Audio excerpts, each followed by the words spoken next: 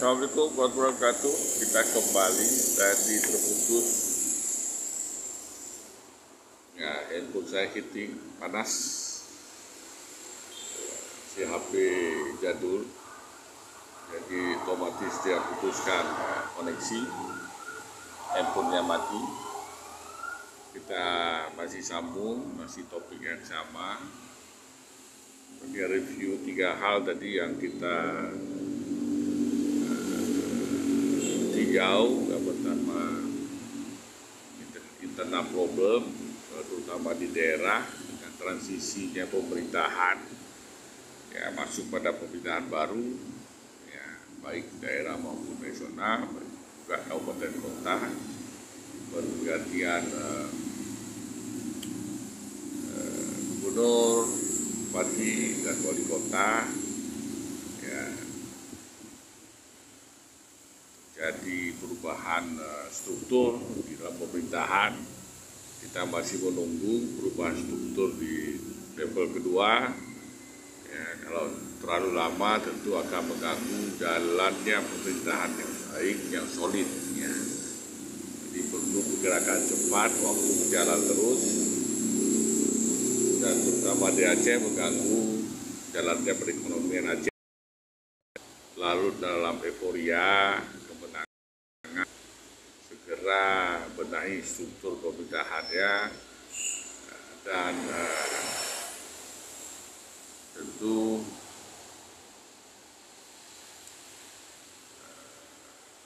benahi program-programnya sesuaikan dengan keadaan sekarang ini, dengan kondisi saat ini, di mana terjadi pelemahan daya beli, di mana terjadi efek global dengan banyak kebijakan baru dari pemerintah adidaya yang sedikit banyak mempengaruhi kondisi ekonomi negara kita, terutama juga di daerah. Jadi segera ya, benahi. Yang kedua tadi adalah kebijakan nasional juga yang berimbas ke daerah. Lebih-lebih tidak sinkronnya apa maunya pusat dan itu diterapkan di daerah. Walaupun pemerintah Prabowo sudah melakukan retreat ya, dan coba mengefisiensi banyak anggaran. Niatnya baik, tujuan baik, tapi apakah kebaikan itu sampai ketika daerah yang mencoba dengan jalan mereka sendiri-sendiri. Dan saat ini banyak komunikasi melalui media sosial. Ya, itu hal yang bagus ya, banyak bupati, gubernur di daerah-daerah yang mempubliskan secara individual tentang apa yang mereka kerjakan. Tapi tentu imbangilah dengan aksi nyata. Jangan hanya sekedar publisitas, mengharapkan dukungan, tapi juga aksi nyatanya bagaimana secara real. Saya tidak berkata tidak baik, itu suatu hal bagus, adanya transparansi aktiviti yang dilakukan oleh para pimpinan, tapi jangan hanya sekedar lip service, bagus di media sosial, tapi pada aksi nyata tidak berefek pada kondisi lapangan. Yang ketiga, efek global yang suka nggak suka yang terjadi saat ini ada perang dagang.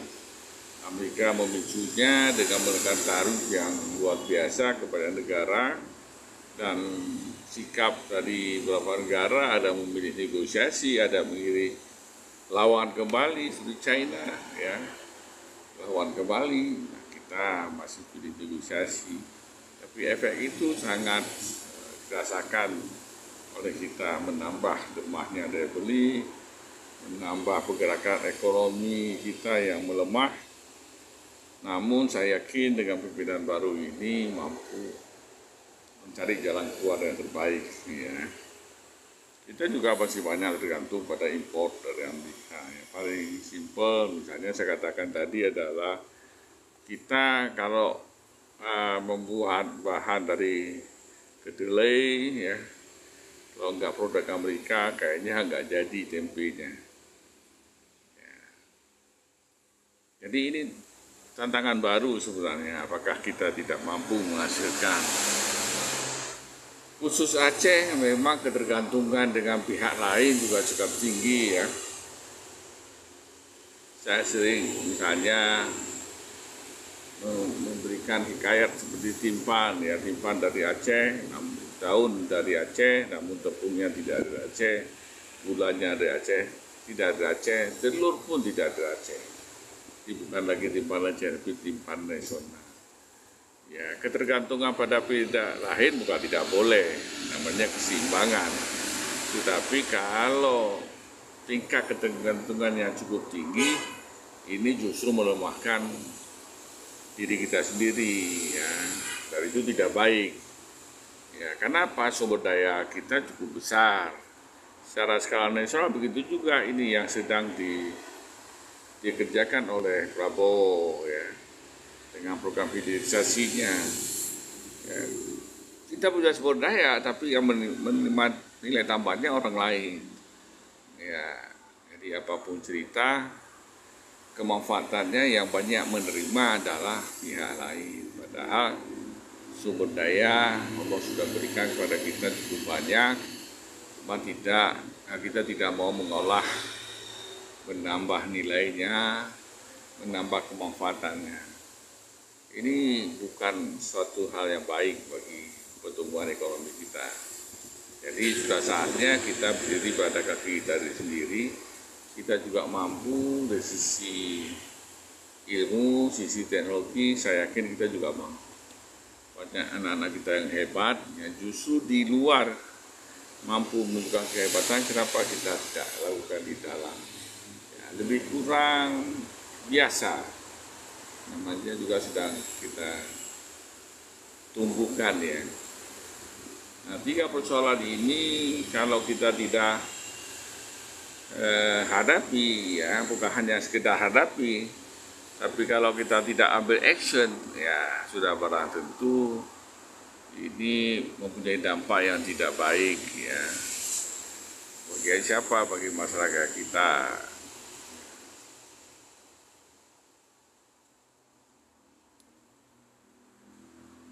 Kalau ada yang mau komen, silakan untuk kita berdiskusi atau mau diskusi langsung juga silakan. Ya, saya undang di dalam koma ya, untuk mencari solusi tentunya.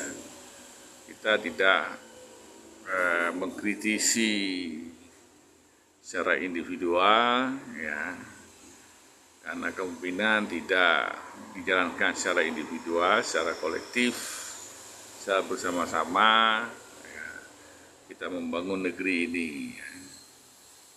Kalau menjelekan sih gampang ya, siapa saja bisa menjelekan, mudah ya.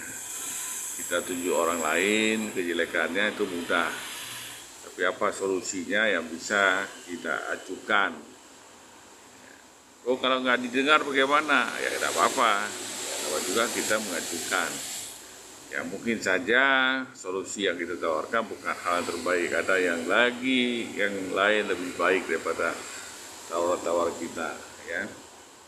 Namun inilah kemampuan saya secara pribadi mencoba lihat dari sisi UMKM.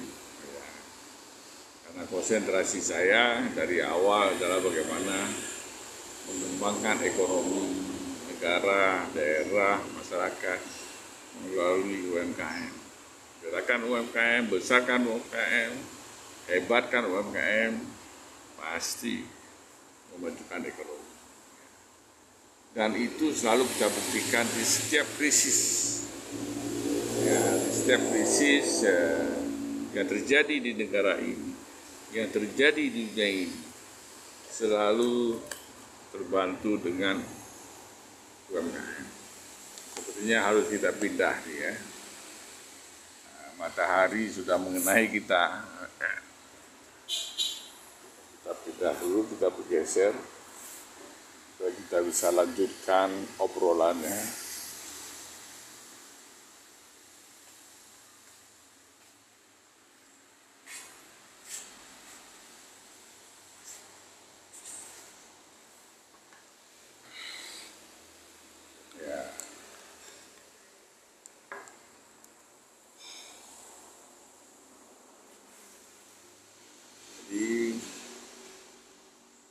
mari kita kampanyekan ya, tuh, terus mendukung UMKM, beli, pakai, dan bangga produk UMKM.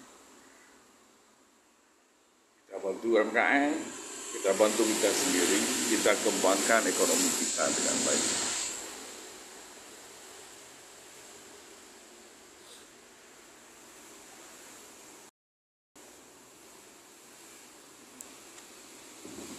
Ya, kalau ada yang beri tanggapan, silakan. Ya.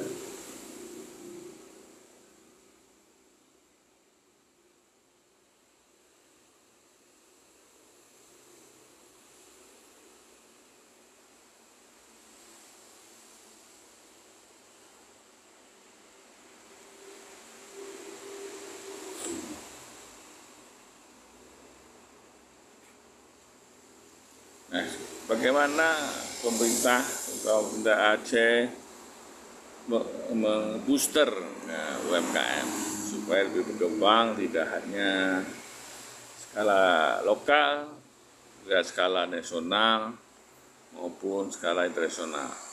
Terutama di Aceh, saya yakin banyak teman-teman UMKM yang sudah punya level tertentu. Ada masih level kabupaten kota, ada level sudah lokal Aceh, ada yang sudah level regional ataupun nasional, bahkan sudah ada yang level internasional. Tinggal lagi pemerintah Aceh mengidentifikasi ya mana yang sudah level-level tertentu tersebut, ya, sehingga program-programnya tidak lagi digeneralisasikan sehingga kemanfaatannya tidak maksimal. Jangan hanya sekedar bawa pelatihan yang ikut orang itu saja, tapi mendiversifikasikan, membeda-bedakan sesuai dengan level kemampuan mereka. Kalau kita level nasional, tentu kita berikan insentif secara nasional. Jangan biarkan mereka bersaing di tingkat nasional atau regional sendiri, tapi support pemerintah daerah itu sangat dibutuhkan, sehingga mereka dengan leluasa berkembang dan bertambah maju. Jadi jangan melakukan perjalanan sendiri ya.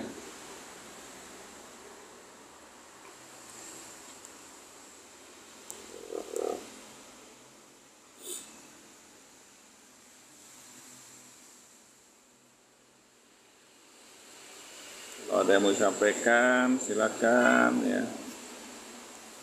Memang membosankan ya kalau kita ngobrol aja ya.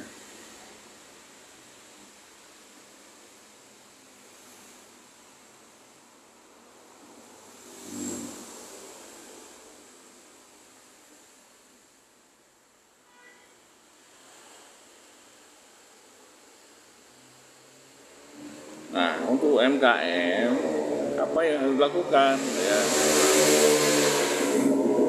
Seperti yang saya sampaikan kemarin pada kegiatan kita halal bihalal, ya saatnya ya kita membesarkan diri sendiri ya. Karena membesarkan itu tidak hanya dari sisi penjualan saja, ya, kita besarkan diri kita dengan informatif, ya, membuat orang lain banyak tahu tentang produk kita, tentang kita seorang pengusaha, ya, sehingga mereka juga mampu membantu kita. Bagaimana caranya? Kalau dulu mungkin menggunakan media yang mahal, itu sudah tidak sanggup. Ya. Namun saat ini sudah ada media sosial, ya, 3 mungkin media sosial yang dikuasai sudah bagus, misalnya di Instagram. Kita membuat brand kita posting ya dengan foto-foto produk kita. Ya, kita semua punya kamera smartphone ya. Ya tentu mudahlah untuk foto ya. Ya, tidak perlu punya keahlian foto, kita foto dan kita punya aplikasi di handphone yang secara otomatis memperbagus. Bahkan dengan AI mampu membuat iklan dengan baik ya. Jadi IG yang kita gunakan untuk membuat brand kita. Brand kita hadir di hati konsumen. Yang kedua, YouTube. YouTube merecall kembali memori tentang brand kita, mengingatkan kita, ya. Juga tidak susah, ya. Ada 2 model, ada kita buat short video 1 menit. Juga banyak aplikasi-aplikasi terutama AI yang mampu membuat selama 1 menit. Yang kita posting setiap saat, ya. Baik short video maupun long video di atas 1 menit, 3 menit. Itu merecall kembali, ya, produk-produk kita. Jadi aktivitas kita dengan produk sehari-hari itu bisa kita naikkan ke YouTube. Walaupun di Instagram ada juga dengan reelnya, ya. Nah, kemudian yang ketiga ada TikTok, di mana kita bisa berinteraksi dengan konsumen. Ya, kita bisa ngobrol dengan konsumen, ya, bisa mendapat input dari konsumen. Sekali-sekali mungkin kita bisa buat kuis, ya, untuk kita bagi-bagikan produk kita sebagai promosi. Ya, jadi interaksi kita dengan konsumen kita bisa dengan di TikTok. Dan memang juga kita bisa record, karena otomatis apa yang kita ngobrol saat ini kita disimpan dalam bentuk recording, sehingga ini bisa mengingatkan kembali, baik yang kita edit sendiri atau kita disimpan secara otomatis, ya, mana-mana yang banyak pembicaranya akan tersimpan dalam bentuk klip, ya. Atau nanti dalam bentuk video panjang kita juga bisa buat klip, ya, pakai AI, ya, sehingga ya, mereka AI sendiri yang membuat klip-klip dan kita bisa upload ke YouTube, ya. Jadi mudah sekali sekarang menangani dalam konteks media, ya. Sehingga brand kita akan semakin diingat oleh konsumen, dan saya yakinlah otomatis akan meningkatkan penjualan kita. Ya, nah setelah kita lakukan interaksi-interaksi ini, kita mulai memperbesar omset. Ya, mungkin tidak perlu dulu memperbesar pasar. Ya, kita membesarkan omset supaya apa? Struktur bisnis kita tambah kuat. Ya. Artinya kita di dalam stok bahan baku juga semakin kita omset ada, kita juga mempekerjakan SDM juga semakin banyak, semakin kuat, sehingga pada masanya nanti kita bisa memperbesar pasar, memperluas jangkauan customer, ya. Walaupun saat ini juga dengan interaksi kita dengan media, kita bisa melakukan penjualan online di TikTok, ya, bisa kita jual secara online, baik pun live shopping, ya, atau galerinya kita siapkan dalam galeri. Dan yang menariknya lagi adalah kalau kita kesukaran di dalam meng-hire tenaga marketing, justru dengan fasilitas affiliate kita bisa meng-hire banyak marketing, banyak tenaga pemasar tanpa harus kita gaji. Mereka dapatkan hasil dari fee yang didapat dari afiliator yang kita bagikan. Ya, juga produk-produk sampel kita bisa berikan kepada mereka dengan fasilitas ini. Jadi banyak kemudahan sebenarnya kita menggunakan media sosial, terutama TikTok, ya. Di pasar kita tidak lagi lokal, ya, tapi sudah lebih jauh regional maupun nasional ataupun internasional. Kenapa? Semua platform lain sudah platform keuangan, ya, transfer uang, menerima uang, ya, sudah sangat mudah, ya. Platform transportasi juga pengiriman sangat mudah. Mereka ambil produk di tempat kita, ya, untuk dikirimkan. Jadi nggak ada alasan lagi sebenarnya, ya, untuk menghadapi kondisi ini. Jadi nggak masalah, ya. Apa yang saya katakan 3 permasalahan tadi utama yang kita hadapi itu ya bisa diatasi lah, ya. Yang penting kita jangan tinggal diam, ya. Bagaimana misalnya kalau harga-harga juga naik,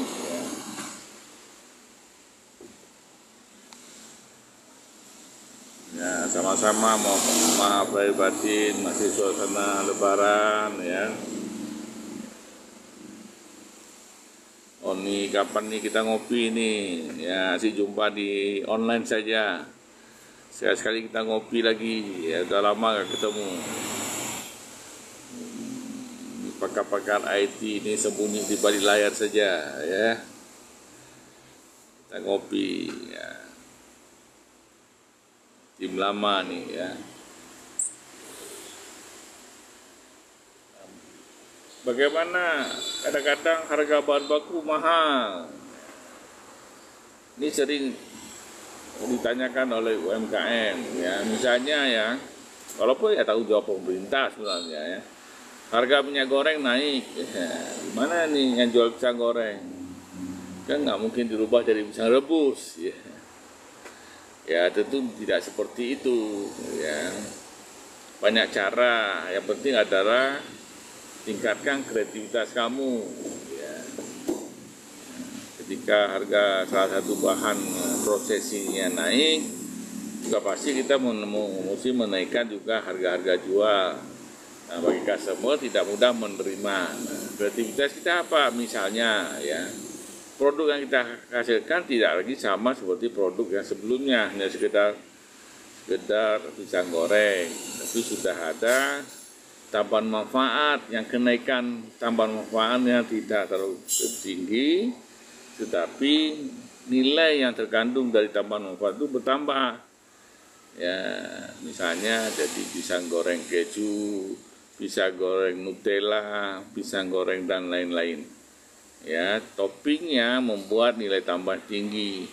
Tambahan yang bahan bakunya tidak membuat cost-nya bertambah tinggi, tapi value-nya yang bertambah tinggi. Jadi seperti itu membuat customer tidak merasa harga terlalu mahal, walaupun sebenarnya sudah bertambah efek daripada kenaikan bahan baku.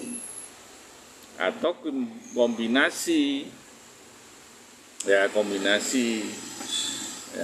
produk ya, pernah juga dulu yang menjual bakso goreng. Wah, Pak, gimana ini bahan baku udah bertambah harganya, ya, kombinasi aja, jangan bakso saja. Bakso udah satu tusuk itu bakso dengan tahu, sehingga saling subsidi silang ya, dan dilakukan ternyata tambah laris. Ya, jadi perlu kreativitas ya, kuncinya kreativitas. Nggak mungkin ya, nggak ada solusi, karena sudah pastilah kalau Allah menutup satu pintu rezeki, insya Allah membuka banyak pintu rezeki lainnya. Tinggal kita move saja, move on lah, jangan mau tetap itu tunggu terus kapan dibuka lagi, selalu ada jalan ya.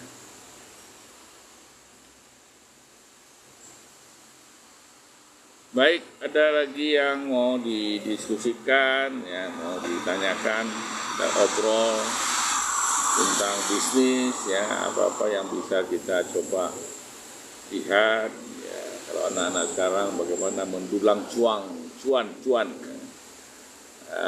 ini katanya ya, mengejar cuan sebanyak-banyaknya.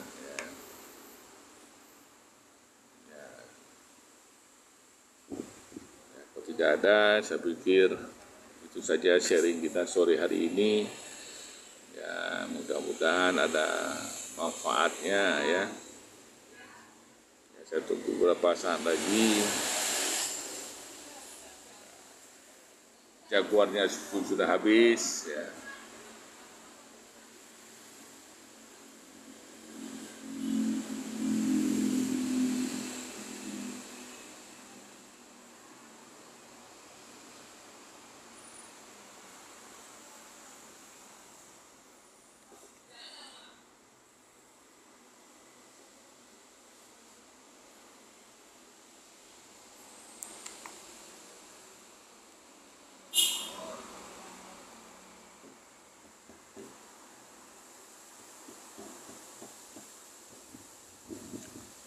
Baik, saya pikir itu saja untuk sore hari ini. Terima kasih atas segala perhatian yang diberikan pada obrolan sore hari ini. Kita coba akan bahas masalah-masalah lainnya yang ke depan. Ya, mudah-mudahan apa yang kita sudah obrolin bermanfaat bagi semua pihak. Ya, anggap ini hanya ide-ide dari saya pribadi. Mohon maaf kalau tidak berkenan. Sampai jumpa di lain kesempatan. Saya akhiri, assalamualaikum warahmatullahi wabarakatuh.